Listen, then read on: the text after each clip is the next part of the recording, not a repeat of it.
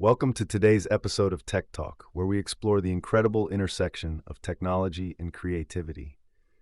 I'm your host, and today we're diving into the fascinating world of physics engines, particularly one that's making waves in the programming community, Physix-go. So what exactly is Physix-go? Well, it's a simple, fast physics engine written in Go. If you've ever been curious about how game developers create realistic movements and dynamics in their games, this might just be the tool for you. Let's break it down. Physix-go is designed for ease of use, which is great news for both seasoned developers and newcomers alike.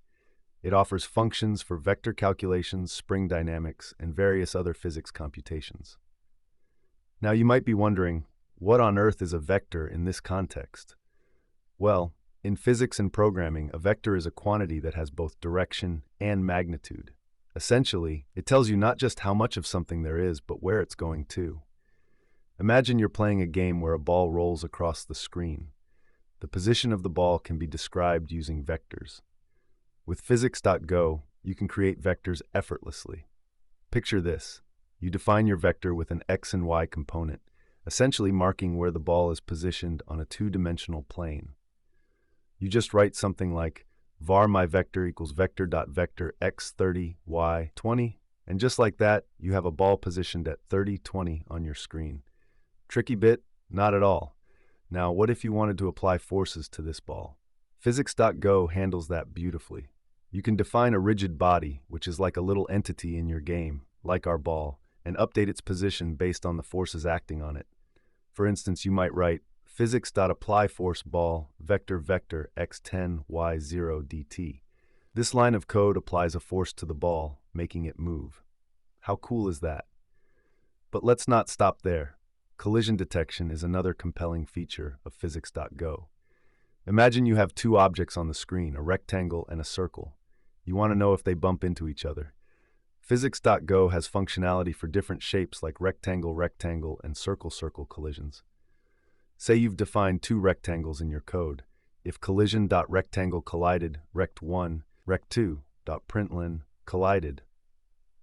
With just a few lines, you can detect collisions and even apply effects like bouncing off using conservation laws.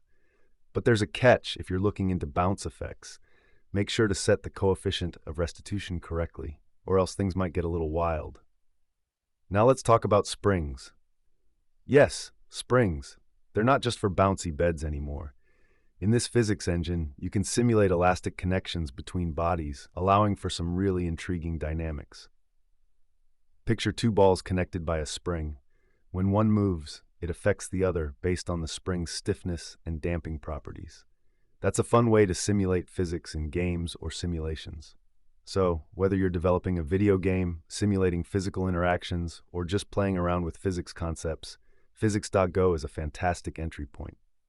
Before we wrap up, it's worth noting that this project welcomes contributions.